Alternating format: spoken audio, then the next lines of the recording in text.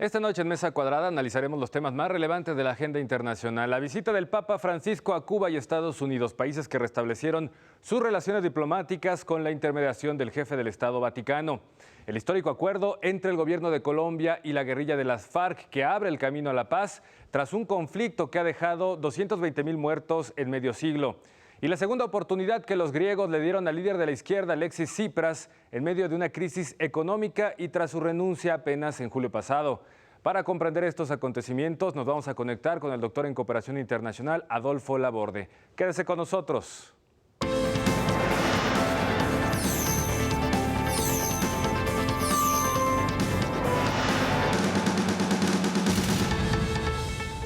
Gracias, bienvenidos a Mesa Cuadrada esta noche, Luis Carlos Ugalde. Hola, Gabriel. Muy buenas noches, doctor Javier Oliva. Gabriel, ¿qué tal? ¿Cómo estás? Pepe Ureña, y vía Skype está el doctor Adolfo Laborde, experto internacionalista y varios temas en la agenda mundial. Si les parece bien aquí a los panelistas y a nuestro invitado, pues arrancamos con la reciente visita del Papa Francisco a Cuba primero y también a Estados Unidos. ¿Una visita religiosa o una visita política? Bueno, primero fue... hola, Adolfo, ¿cómo estás primero? ¿Cómo te va? ¿Qué tal? Gracias por estar en el programa. ¿Qué tal? Es la primera vez en la historia que un papa se dirige al Congreso de los Estados Unidos, a las dos cámaras, y envía mensajes políticos muy interesantes, sobre todo ante posiciones tradicionalmente de la derecha, el Partido Republicano, sobre el tema del cambio climático y sobre todo de la migración. Entonces yo creo que estos contenidos, estas estructuras de poder, como es la Casa Blanca, el Capitolio y en este caso, pues evidentemente el papado, pues es muy interesante porque seguramente de ahí se van a derivar algunas acciones. El mismo día que estaba el Papa, estaba llegando por Seattle el presidente de China, ¿no? También para una visita de Estado. Entonces, la agenda internacional está pues, bastante agitada. También estuvo el ministro de Asuntos Exteriores británico en China, se entrevistó con el primer ministro, en donde por primera vez en Occidente toda la tecnología de una planta nuclear que se va a instalar al norte de Londres va a ser China. Entonces, sí estamos viendo cambios muy importantes. Pepe Ureña. Sí, bueno, también está antecedida la visita por la intervención del Papa en las renovaciones de relaciones entre Cuba y Estados Unidos. Entonces llega con cierta autoridad moral y quizá desde ahí pontificó. Sin duda alguna. Luis Carlos Ugalde. Pues yo quería preguntarle a Javier, ¿cuál es el mensaje central que el Papa hace al Congreso de los Estados Unidos? Pues básicamente el tema de la migración. Yo creo que el evento de haber levantado a esta niña de origen oaxaqueño y sobre todo por el debate de los sirios, porque Estados Unidos ha tenido una participación más bien tibia. ¿Cuál es el mensaje? El mensaje de integración. De integración. De integración, o sea que se abran, incluso la palabra que utilizó fue abrirse de manera ilimitada a la migración. Entonces sí es un mensaje de mucho compromiso. Los sectores más conservadores de la derecha estadounidense siempre se han opuesto al tema del cambio climático, creen que es una fantasía, ¿no? Que es algo que está inventado. Entonces sí es un posicionamiento muy importante ante el Congreso porque de alguna manera apoya la agenda progresista de los últimos meses de Barack Obama y de seguro va a incidir en el proceso electoral de los Estados Unidos. Aunque fue un discurso muy bien cuidado, fue suave, no fue estridente, no fue el Papa a dejar una bomba en el Congreso, sabía muy bien con quién estaba hablando, con una mayoría republicana. Que no coinciden mucho los conceptos o los posicionamientos del Papa con esta ideología republicana. Doctor Adolfo Laborde, ¿tú qué lectura le das a esta visita tanto a Cuba primero como a Estados Unidos del Papa Francisco? Bueno, es una visita importante, ya lo comentaron mis colegas de la mesa, tiene como consecuencia el resultado de un proceso de agenda política del Papa y de todos sus operadores políticos en América Latina, para sellar con broche de oro este acercamiento, ¿no? Fue recibido por los hermanos Castro en Cuba, tuvo un discurso muy interesante a la juventud.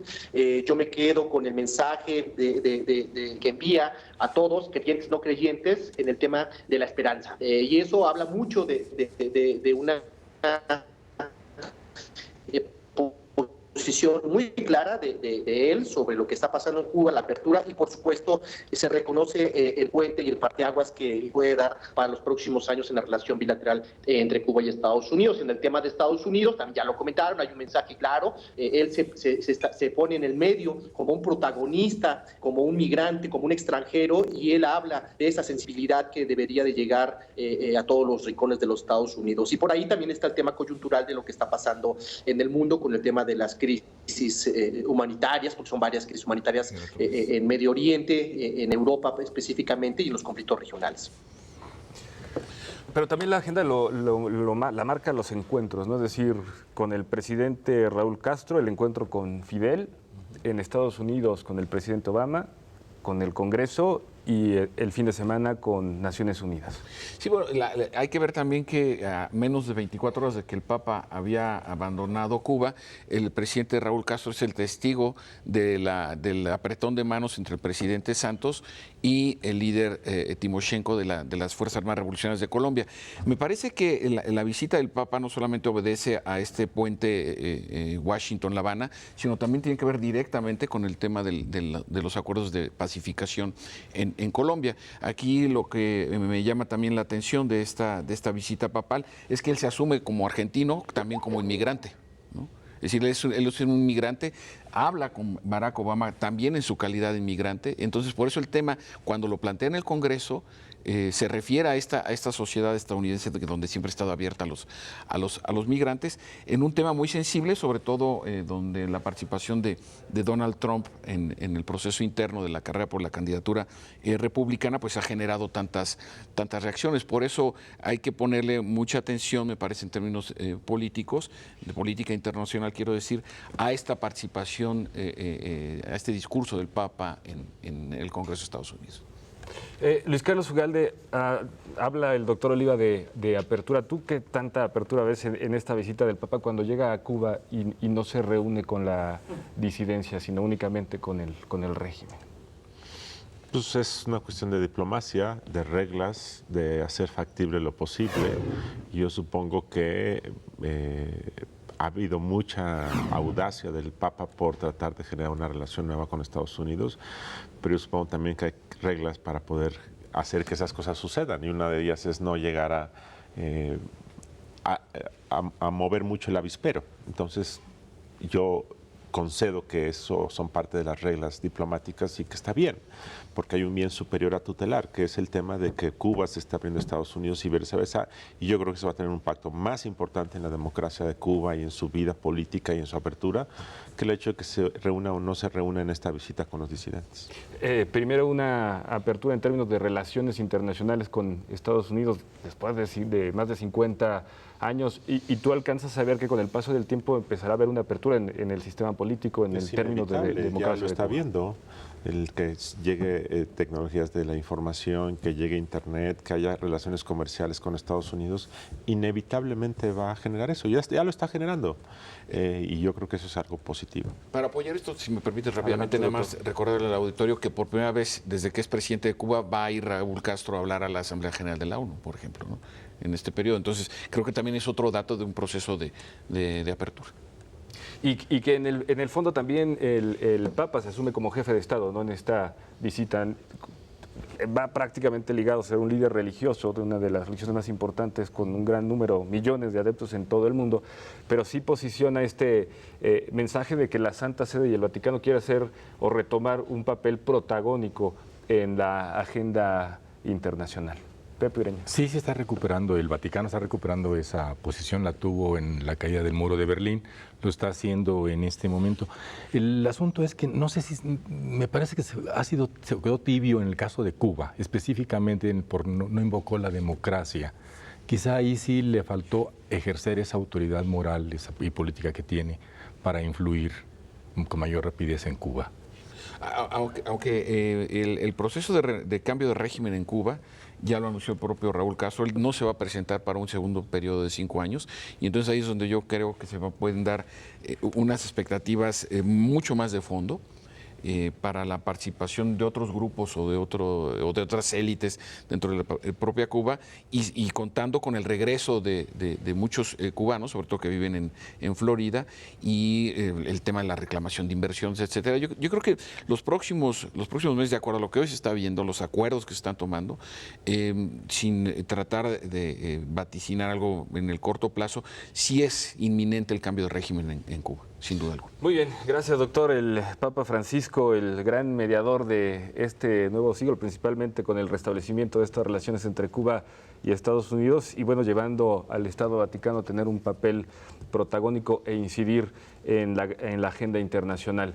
Vamos a hacer una pausa y regresamos. Hay otro tema que tú ya planteaste, el tema de los acuerdos de paz en Colombia y el gran avance que hubo con el acercamiento de la guerrilla con el presidente Santos. Volvemos a Mesa Cuadrada.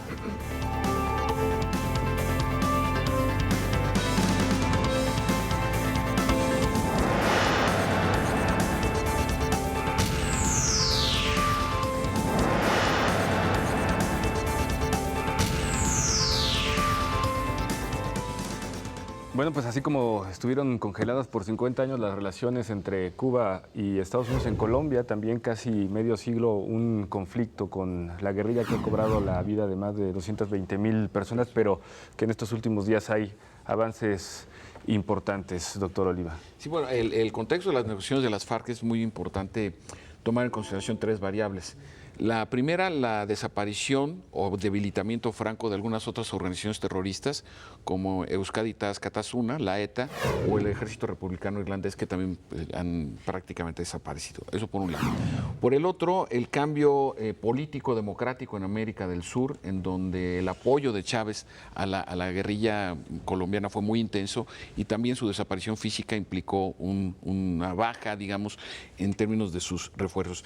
Y la otra también las incursiones aéreas y las actividades del ejército colombiano, en donde poco a poco fueron minando por enfrentamientos el liderazgo, conforme se iba sucediendo, excepto el de Marulanda, conocido como Tiro Fijo, que muere de cáncer, que era el líder histórico, fundador de las FARC. Entonces sí vemos que también hay un contexto, hay que decirlo también, un contexto muy adverso para las propias FARC. Además de que en la reelección de Santos, que tenía como principal eje de su campaña la profundización de las negociaciones para acordar la paz con este grupo, no hay que dejar de lado que hay otra guerrilla, el Ejército Nacional de Liberación, que es un poco menos antigua, pero no deja de ser también otro factor importante. Entonces, sí hay un ambiente que hace propicia la posibilidad de que se encuentre la paz en un país que ha sido agobiado, como tú bien apuntas, por la guerrilla más longeva en la historia de América Latina desde que somos países independientes. En términos de democracia, Luis Carlos Ugalde, ¿tú cómo ves esta negociación de un gobierno con un grupo guerrillero? Pues es una anomalía muy virtuosa. Es una anomalía porque en una democracia pues tiene que haber Estado de Derecho. Y si el Estado de Derecho tiene que aplicarse a la ley pareja, pero para que esta negociación ocurra tienes que encapsular un problema y decir aquí no se va a aplicar el Estado de Derecho. Y entonces hay reglas que ya han sido cuestionadas. Primero que, salvo casos de lesa humanidad o de genocidio, por ejemplo, hay un incentivo para decir la verdad. Si tú dices la verdad, te castigamos menos. Entonces, pues eso no es aplicar el Estado de Derecho, es decir, una excepción a una cuestión extraordinaria que hace que esto pueda ser factible. Pero este encapsulamiento a la larga puede traer como virtud el hecho de que se desintegre este conflicto y se normalice la vida en Colombia. Entonces, me parece muy saludable, me parece un caso extraordinario de éxito diplomático. Es incluso increíble que vaya a ocurrir. En 6 meses sabremos si se aterriza. Es una cosa que, según se dice, tardó 3 años en negociarse. El expresidente de Colombia ha criticado mucho a Santos por esta situación, pero ahora Santos nos da esta noticia, me parece algo aplaudible, igual que lo de la visita al Papa a Washington, igual que el restablecimiento de relaciones diplomáticas entre Cuba y Estados Unidos. Me parece que es una excelente noticia. En medio de muchas malas noticias, esto me parece impresionante. Una anomalía virtuosa, Pepe Ureña. Sí, buena expresión, buena metáfora. Oye, doctor, pero yo quisiera hacerte una pregunta. ¿No cede demasiado el gobierno colombiano en estas negociaciones? Eso por una parte. ¿Y cómo garantizar que todas las milicias se involucren y acaten el acuerdo de la cúpula? Sí, y fíjate que yo estaba, cuando veo la foto donde se están dando la mano Timoshenko, que es su sobrenombre, y el presidente Santos, y encima pone sus manos el presidente Raúl Castro, me recordó a aquella decisión entre François Mitterrand y el presidente José López Portillo, en donde reconocen al Frente Farabundo Martí de Liberación Nacional como un actor digno de ser considerado en el ambiente internacional como factor de negociación.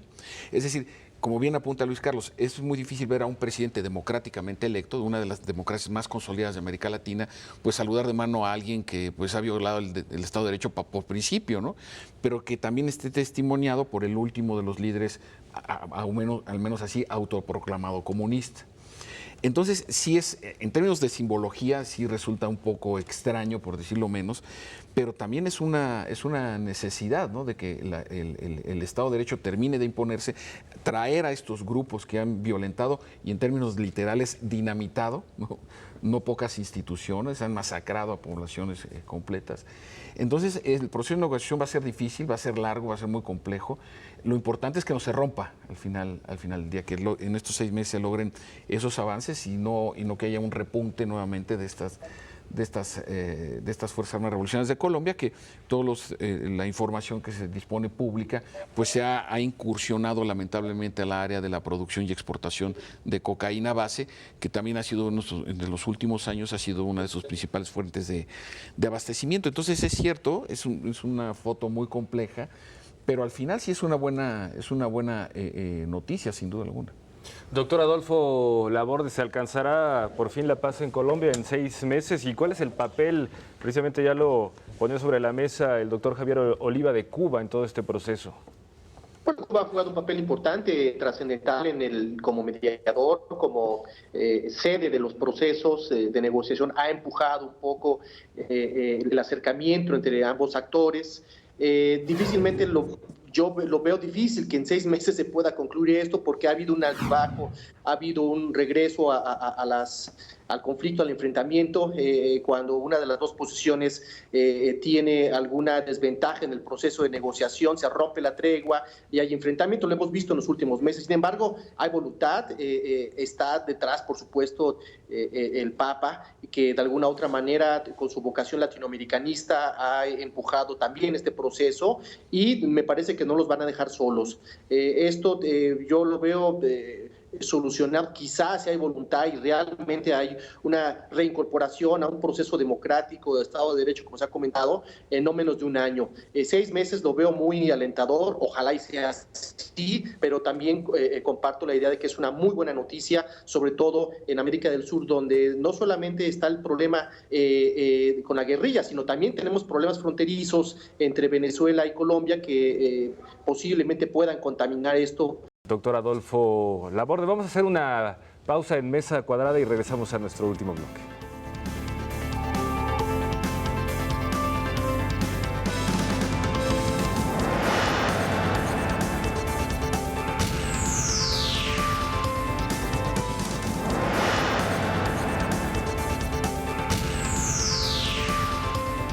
Ya estamos de regreso hablando de temas internacionales esta noche en Mesa Cuadrada. Y otro de los asuntos que ha llamado la atención es lo que sucede en Grecia, un país que está viviendo una tragedia en términos económicos. Y migratorios también. Y migratorios, por supuesto.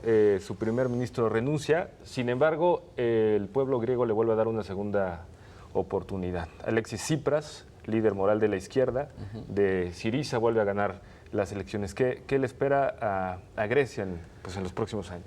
Bueno, aunque su margen de negociación es menor porque su representación parlamentaria decrece, una ala radical de su partido que se niega a cualquier negociación con la Unión Europea, bueno, con el Banco Central Europeo.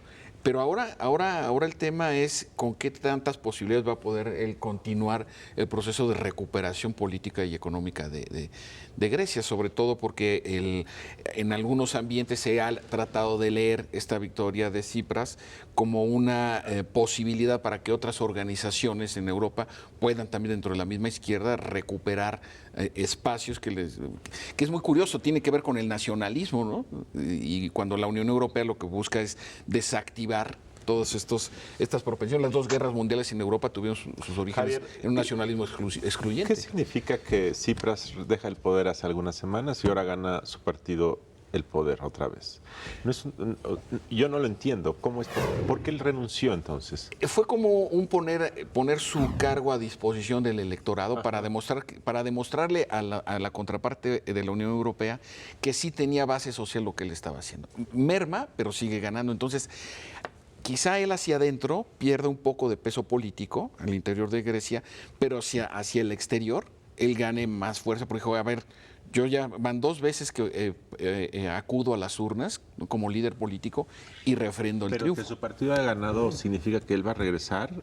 No, Sí, ya está como primer ministro, ya tomó posición como segundo periodo como primer Entonces ministro. fue un acto de legitimación. Que ya, a diferencia Exactamente. de lo que pasa a veces en México, ya en el domingo y el lunes o martes ya está asumiendo la responsabilidad. No hay un periodo de transición de 5 meses, pero es lo que está pasando, ¿no? Sí, así es. Entonces, le da una gran legitimación para las próximas negociaciones. Incluso por ejemplo, el ministro de Finanzas de Alemania, Schäuble, dijo el triunfo de Tsipras es una tragedia para la Unión Europea, ¿no? Porque entonces ahora, insisto, es una paradoja. Hacia afuera queda más fuerte, aunque hacia adentro, en términos de representación política, queda un poco más débil. Entonces, pero sí, lo que tú apuntas... Ahora, así es. los elementos centrales de la negociación económica con la Comunidad Europea y con organismos internacionales ya ocurrió, ¿es correcto? Así es. ¿Hay margen de que modifique o básicamente ya está dado a las cosas generales? Está a discusión un tercer paquete de rescate financiero y las condiciones en las cuales Grecia tiene que cubrir sus adeudos anteriores y cómo pagar este tercer rescate. Eso es lo que está en el proceso de negociación ahora. Insisto, el hecho fue muy audaz, la verdad, el nuevo primer ministro, para haber ofrecido su renuncia, haber convocado elecciones extraordinarias y haber vuelto a ganar. Sí te habla de una capacidad de operación política realmente notable. Entonces, sí adquiere, y esto anima a organizaciones como Podemos, ¿no? Y a otras más, que no son partidos políticos tradicionales en el sentido como nosotros lo hemos conocido y estudiado, sino que tienen esta capacidad de ser un poco más críticos, más audaces al momento de la negociación. Doctor Adolfo Laborde, Sí. sí fue una estrategia audaz la de Alexis Tsipras en Grecia y ¿cuáles serán sus resultados en concreto en la negociación con el resto de Europa, con la troika en términos económicos? Bueno, sí fue una estrategia de descompresión política, se quitó la presión de sus adversarios, de algunas personalidades que no estaban de acuerdo con él. También es una señal clara a Francia, Alemania y algunos otros acreedores de que sigue siendo un interlocutor fiable políticamente hablando y que tiene un respaldo. Si bien es cierto, como ya se comentó, el respaldo no es absoluto, sí tiene el bastón del mando y esto lógicamente le da la autoridad para seguir negociando. Los márgenes de maniobra son escasos porque él había dicho que no iba a haber una negociación, de alguna otra manera cambia un poco la estrategia, acepta las condiciones, sin embargo no creo que logre lo que ellos están pidiendo, que es la quita. La quita no la van a tener, puede haber un proceso de flexibilización de los préstamos, de los ajustes. Sin embargo, lo que se comprometió lo tiene que cumplir y lo que tiene que cumplir es un proceso muy duro para los griegos en donde tendrán que tener programas de ajuste y tendrán que tener ahorro extremo que lógicamente va a afectar el proceso y el bienestar del pueblo griego. Pepe Ureña. Sí, doctor, la reelección de Tsipras influye mucho en nacionalismos como el de Cataluña u otros movimientos similares. Sí, me parece que sí hay un efecto en el ambiente político. Vamos a tener el 27 de septiembre este ejercicio en España. Veremos de qué manera responde. Parecería que hay una tendencia al sí, pero sí, por supuesto, esta especie de contaminación democrática de estos nacionalismos o regionalismos van de la mano de un proceso que se ha venido dando en los últimos 3-4 años en Europa. Y lógicamente esto va en contra del espíritu de la Unión Europea, en donde de alguna u otra manera se intenta tener un frente común y un espíritu comunitario. Veremos qué pasa, esperemos que esto no sea una desfragmentación de esta idea de la unión, en donde la aspiración máxima es la unión política y posteriormente tener una identidad propia.